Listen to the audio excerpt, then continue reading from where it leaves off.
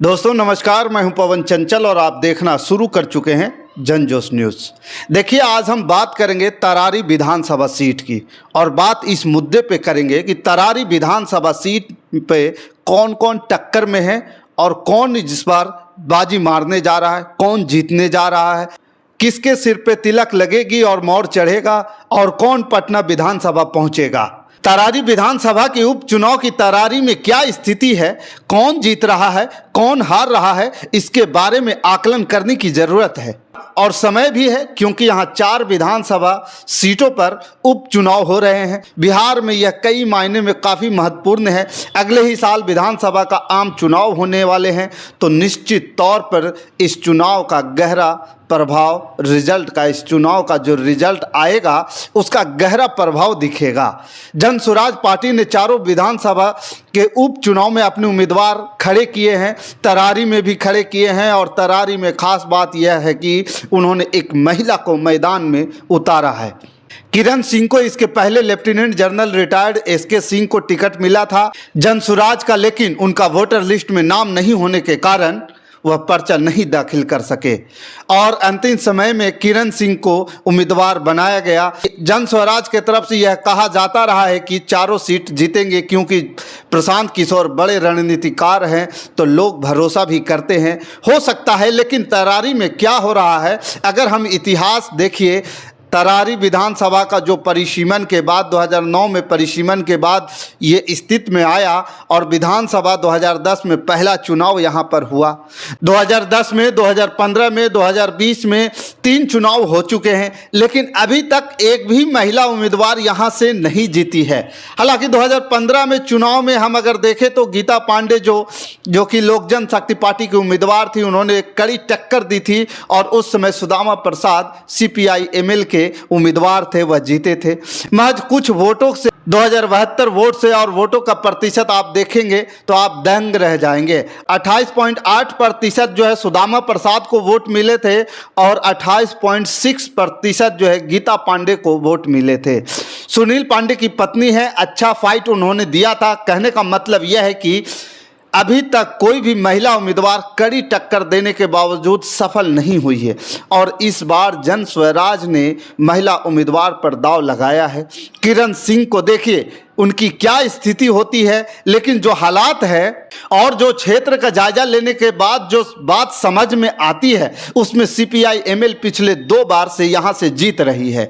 2015 में भी सुदामा प्रसाद जीते थे और 2020 में भी सुदामा प्रसाद जो है जीते, थोड़ा अधिक मार्जिन से जीते।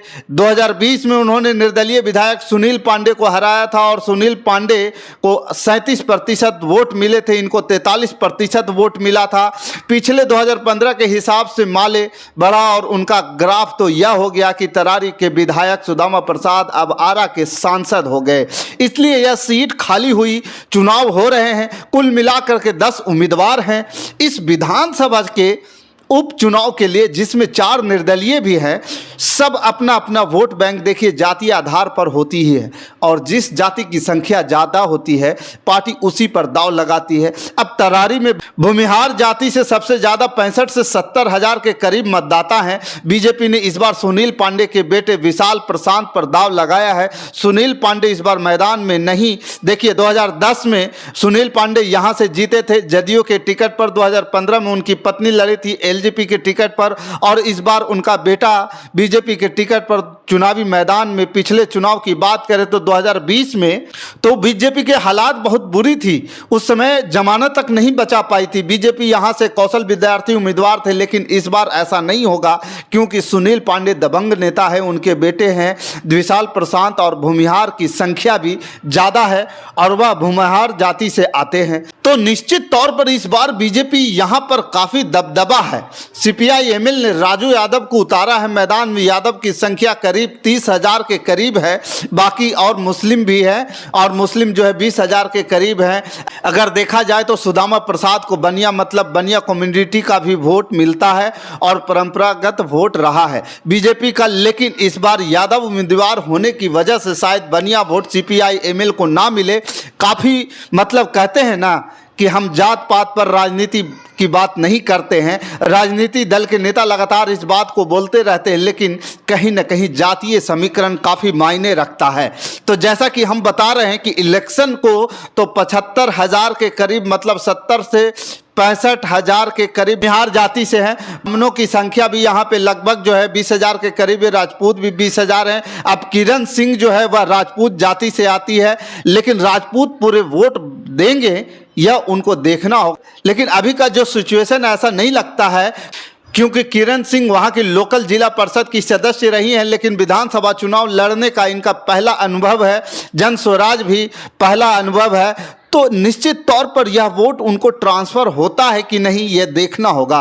पिछड़ी और अति पिछड़ी जाति की वोटर यहाँ पर 45 से 50,000 के हैं, यादव 30,000 हैं, बनिया 25,000 हैं, कुशवाहा 15,000 हैं, मुस्लिम 20,000 हैं। तो कुल मिलाकर के जो जातीय समीकरण के हिसाब से देखें तो भूमिहार सबसे ज़्यादा हैं। अगर भूमिहार जाति के तो वैसे भी एनडीए के साथ रहते ही हैं। निश्चित तौर पर यह भी नज़र आ रहा है, ये भी भारी नज़र आ रहा है कि विशाल प्रशांत उनके पिता यहाँ पर काफ़ी लंबे समय से राजनीतिक वर्चस्व है, और इस क्षेत्र में तो मुकाबला जहाँ की बात होती है बीजेपी और माले के बीच में ही है।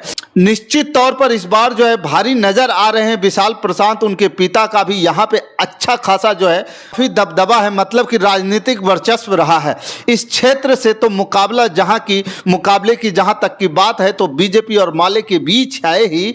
वोट कौन किसको कितना ट्रांसफ़र कर पाता है, माले की जो अति पिछड़ा और पिछड़ा पर कितना सेंध लगा पाते हैं, अति पिछड़ा वोट बैंक की जो एनडीए का वोट बैंक या नीतीश कुमार का वोट बैंक उसमें कितना सेंध लगा पाती है। यादव का पूरा वोट मिल सकता है, मुसलमानों का पूरा वोट मिल सकता है। तो मुख्य रूप से कुशवाहा और पिछड़ी और अति पिछड़ी जातीय जो है उस पर मेन फोकस होगा। माले का वह कितना इन जातियों का वोट प्रतिशत अपने हिस्से में ला पाती है, क्योंकि 2 बार से काफ़ी मजबूत स्थिति में थी, और सुदामा प्रसाद की उम्मीदवारी और राजू यादव की उम्मीदवारी में भी काफ़ी अंतर दिख रहा है। पार्टी भले ही माले हो, लेकिन इनमें अंतर तो है। निश्चित तौर पर लड़ाई दोनों के बीच है, तो कहीं ना कहीं पलड़ा जो है भारी नज़र आ रहा है, और विशाल प्रशांत का ही पल्ला भारी है।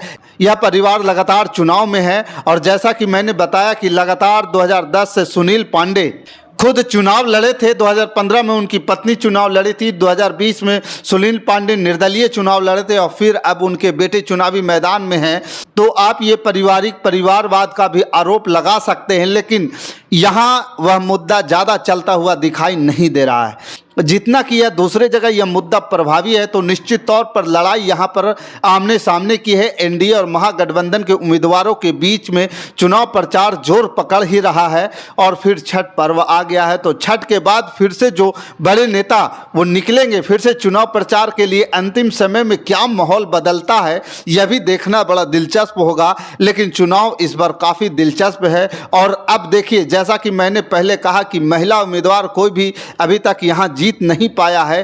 क्या इस बार जन स्वराज की जो महिला उम्मीदवार है वो इन दोनों की लड़ाई के बीच में कहीं निकल सकती है, इस पर भी देखना होगा। लेकिन अभी तक के हिसाब से लड़ाई में बीजेपी और माले के बीच ही लड़ाई हो रही है। जन स्वराज जो है तीसरे नंबर पर जाती दिखाई दे रही है। बाकी आपका क्या विचार है, आप हमें कमेंट कर जरूर बताइएगा। हमारे साथ बने रहने के लिए धन्यवाद। जय हिंद, जय भारत।